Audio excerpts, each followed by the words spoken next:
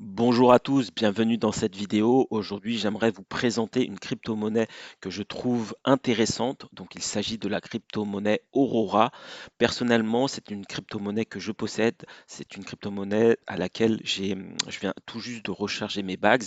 Donc, on va voir pourquoi est-ce que je pense que Aurora peut être une crypto-monnaie intéressante d'un point de vue fondamental, mais également d'un point de vue analyse technique. Donc, on va voir un peu tout ça. Donc, si vous découvrez la chaîne, je vous invite, si vous le souhaitez, à vous abonner. Dans cette chaîne, elle a une vocation pour présenter bien sûr des projets de crypto-monnaie, des bonnes pépites, ou bien des stocks également intéressantes, des stocks qui nous ont en fait du 1000% comme ASTS, 500% comme Rocket Lab, ou des crypto-monnaies sur lesquelles je parlais précédemment et qui nous ont offert plus de 500% de rendement. Cette chaîne a également une vocation pédagogique, donc si vous découvrez le monde des crypto-monnaies, que vous voulez aussi apprendre un style d'investissement, donc moi je fais pas de trading, donc j'ai plutôt une vision moyen long terme, et donc du coup ça va vous permettre également de renforcer vos compétences en investissement aussi bien dans les stocks que dans les crypto-monnaies. J'aime bien la philosophie de Tony Parkers, qui est considéré et qui est l'un des meilleurs basketteurs français au monde.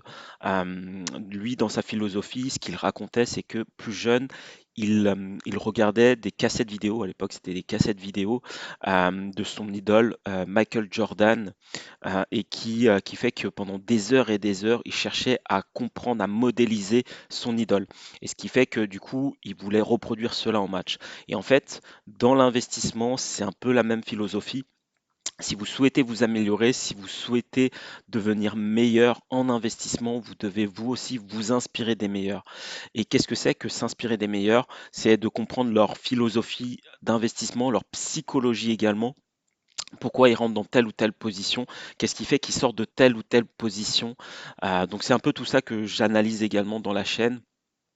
Donc j'ai fait l'analyse notamment du portefeuille de Monish Pabray, de Warren Buffett, et d'autres également.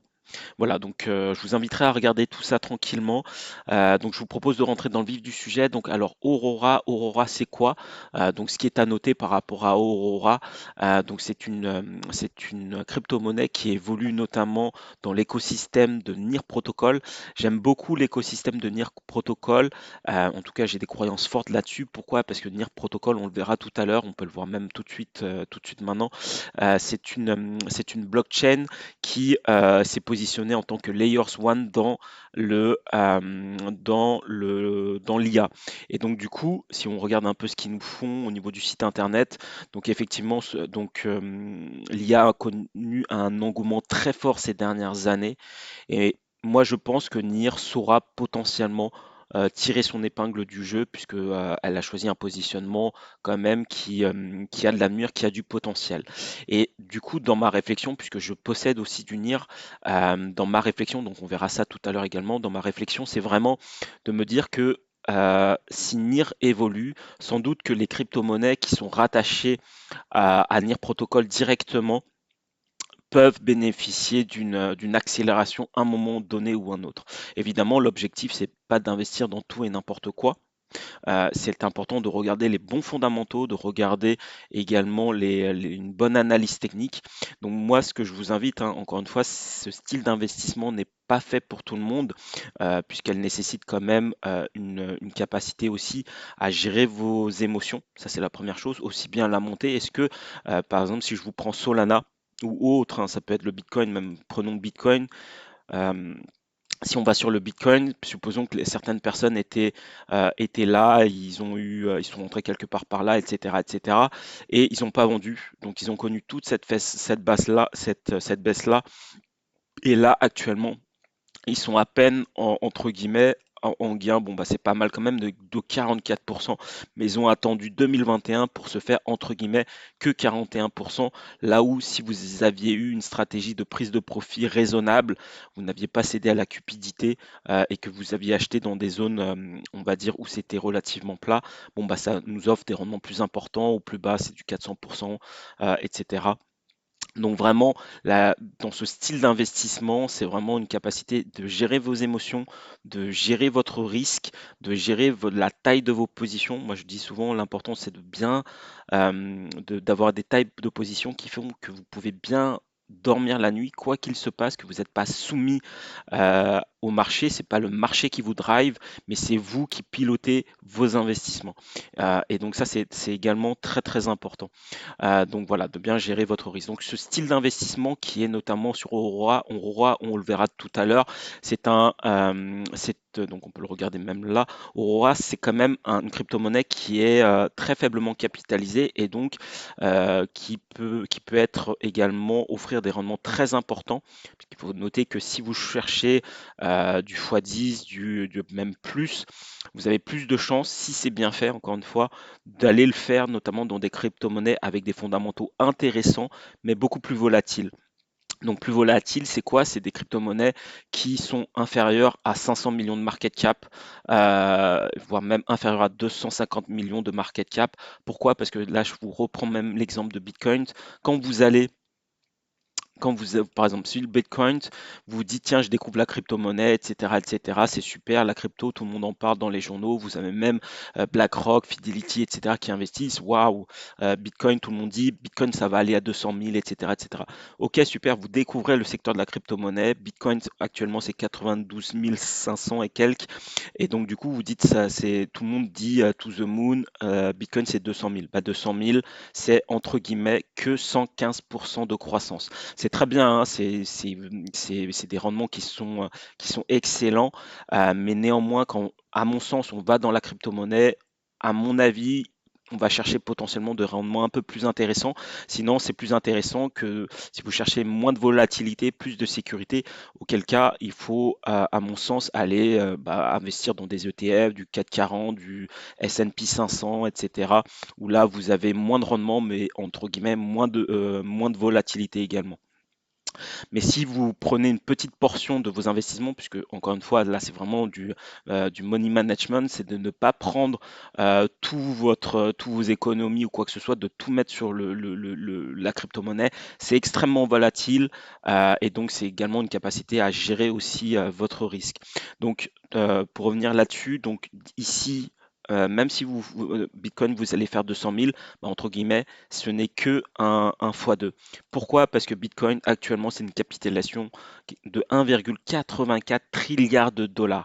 Qu'est-ce que ça signifie? Ça signifie que si vous souhaitez faire un x2, vous devez rajouter dans le marché, sur le Bitcoin, 1,84 trilliards de dollars supplémentaires pour atteindre les x2, atteindre les 200 000.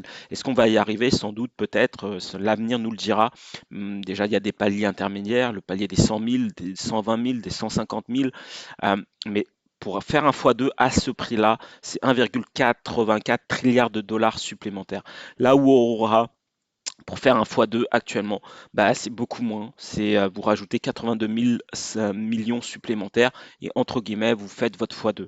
Donc, il faut beaucoup moins d'argent, mais qui dit amplitude plus importante, dit forcément volatilité plus importante. C'est pourquoi il est important, notamment dans des projets comme celui-ci, d'être extrêmement prudent également, d'avoir aussi une gestion de votre risque et de vos positions d'entrée. Là, ce que nous a dessiné Aurora, c'est plutôt intéressant. Donc, si on voit au niveau de l'analyse technique, donc on a eu ces différentes phases. Comme vous pouvez le voir ici, au moment où ça a été listé, bon bah là c'est un peu dramatique pour les personnes qui ont malheureusement investi tout en haut. C'est ne jamais pour moi investir dans ces moments-là. Pourquoi? Parce que les personnes qui ont investi soit en seed, soit en série A, série B, potentiellement ils vendent leurs tokens.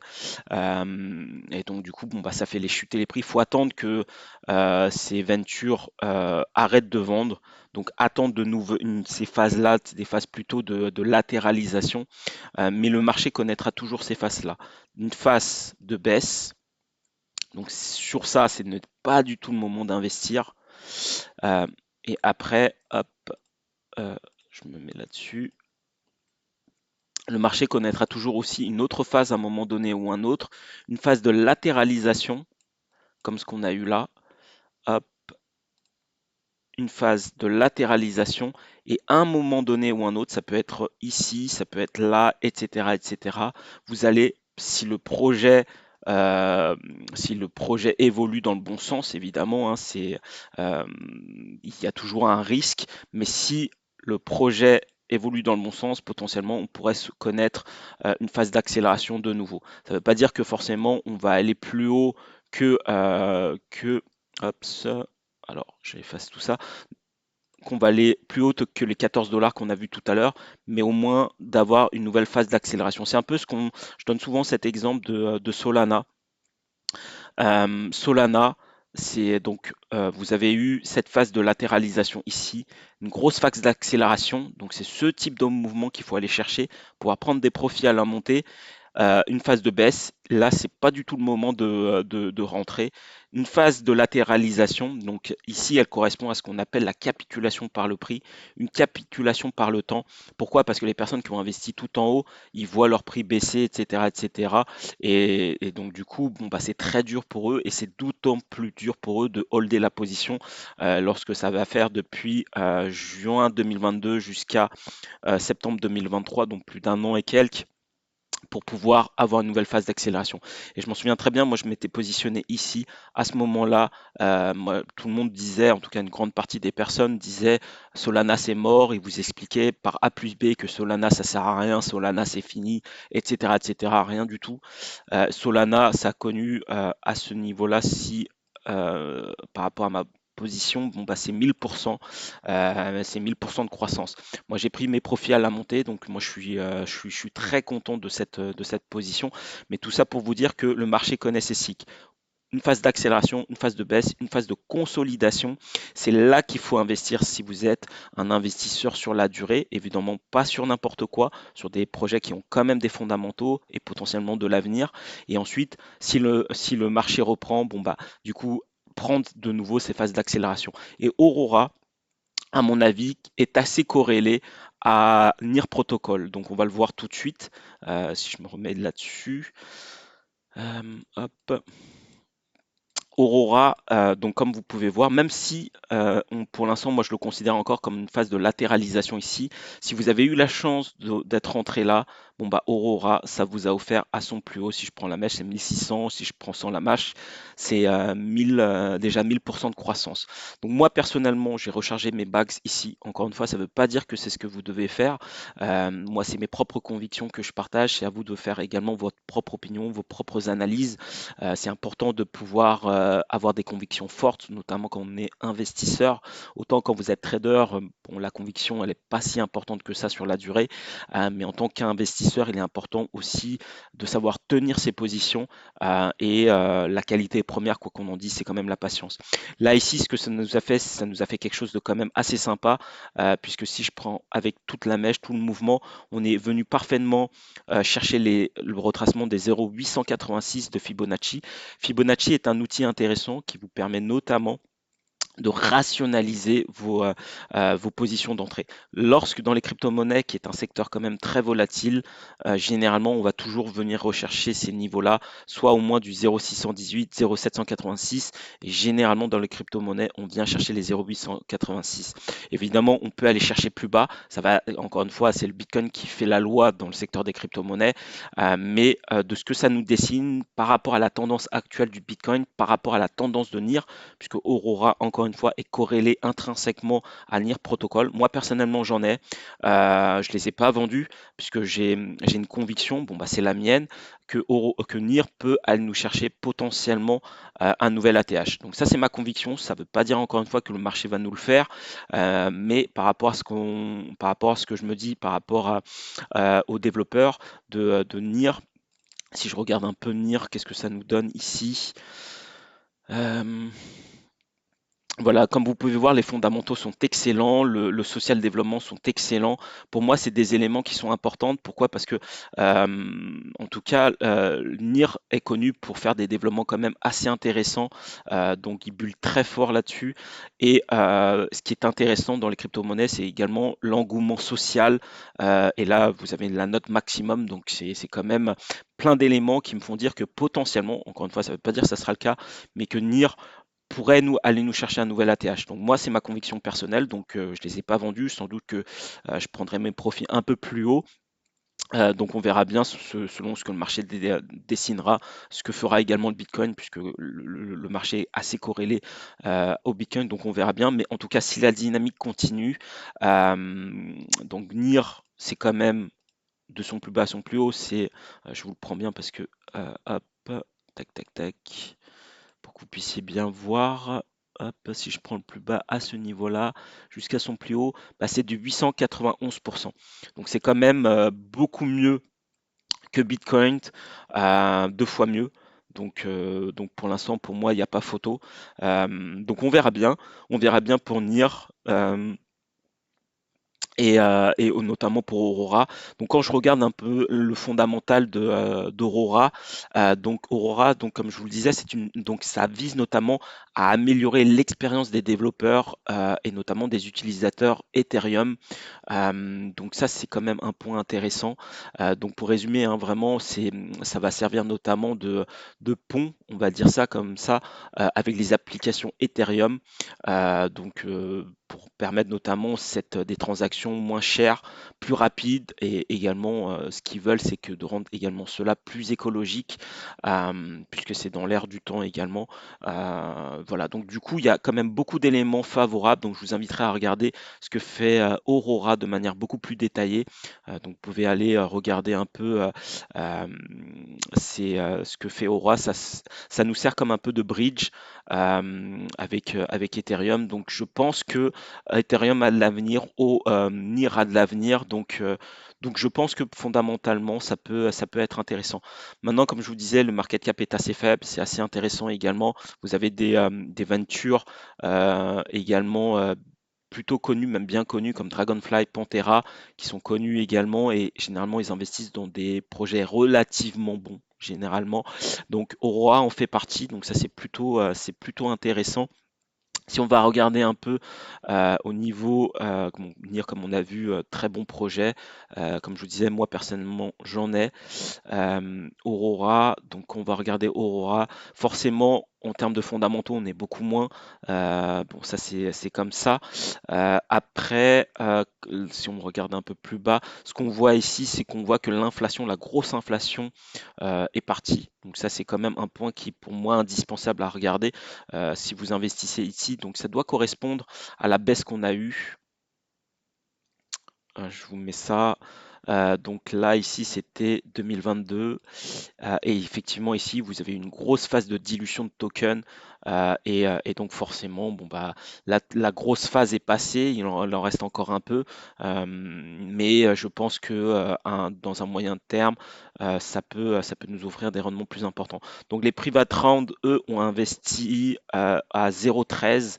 Là où actuellement on est à 0,15. Donc moi c'est aussi un point favorable à Aurora. Pourquoi? Parce que je déteste investir notamment dans des projets où les seed rounds ou les private rounds sont déjà sur du x10, parfois je vois du x30, x100. J'avais vu un projet, je ne l'ai plus en tête, mais j'avais vu une différence déjà de x100 alors que le projet vient à peine d'être listé. Ça, les amis, il ne faut pas y aller.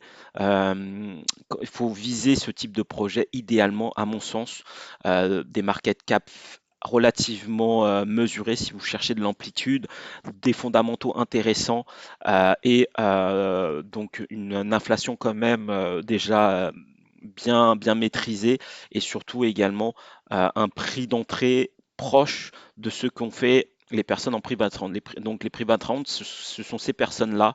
Donc eux ont investi à 0,13 et là le prix actuellement, il nous dessine du tac, tac, tac. Ils nous dessinent du 0,15. Donc ça, c'est ça qu'on va rechercher. Eux, évidemment, sans doute qu'ils ont pris des profits normalement. Donc 0,13 pour eux. Tac, tac, tac. J'essaie de me le mettre. Bon, c'est pas grave. Je vais prendre le plus bas ici. Eux, comme je vous le disais tout à l'heure, c'est plus de 1000%. Donc sans doute que eux ont vendu également des tokens. Là, on revient dans des prix intéressants. Ça ne veut pas dire pour autant qu'on va tout de suite y aller. To the moon, etc., etc. Donc ça sera très corrélé à NIR. Donc d'attendre peut-être des phases encore de latéralisation et à un moment donné, peut-être si le marché nous l'offre, connaître une phase d'accélération comme ça. Donc à mon sens, c'est assez probable. Moi, en termes d'objectifs, moi, ça va être cette zone-là dans un premier niveau de prise de profit pour moi. Donc, vous avez plusieurs façons de prendre des profits. Soit vous dites, OK, ça revient au niveau du précédent sommet avec ou sans la mèche. On peut viser cet élément-là, ce niveau-là. Hop, je vous le mets pour que j'efface tout ça pour alléger le graphique. Euh, Tac, si on reprend par exemple, bon, je vais le faire sans la mèche. Si on revient ici, donc, déjà, donc si on revient sur ces niveaux-là, potentiellement, ça peut être une première zone de prise de profit. Donc, ça peut être celle-ci ou celle-ci. Mettons que ça peut être celle-ci. Si vous êtes très prudent, vous voulez sécuriser vos positions. Et après, en fonction du mouvement, le mouvement peut être très rapide, très violent. Peut-être ici également, si vous souhaitez être prudent. Et ensuite, moi, ça va être une zone que je vais viser. Ça va être les 1,618, comme je vous disais tout à l'heure. Donc 1,618, ça va être une zone de prise de profit pour moi. Et si on y arrive, ça ne veut pas dire que ça sera le cas, mais si on y arrive, ça sera cette zone-là que je vais aller chercher aussi. Donc par rapport, moi j'ai rechargé mes bags récemment. Donc moi, ça me donnerait, si on va chercher ce niveau-là, du 600%. Je prends personnellement, c'est pas dégueu. Est-ce que Aurora peut aller nous chercher encore plus haut? Peut-être. Donc là, ça nous donnerait du 1,22, 1,22 dollars. Donc si on fait le calcul, 1,22 dollars, donc 1,22 dollars. Donc, si je regarde par rapport à, on va dire, donc allez, 2026, donc c'est 1,3 milliard de tokens en circulation. Donc, on multiplie par 1 milliard 300 millions. Hop. Donc ça nous donne un market cap d'1,5 milliard. Donc est-ce que ça c'est réaliste? Moi je pense que oui. Si vraiment il y a un engouement de NIR et que vraiment l'IA explose, ça serait quand même réaliste. Donc à voir encore une fois au niveau de la TH, est-ce qu'on viendra ici?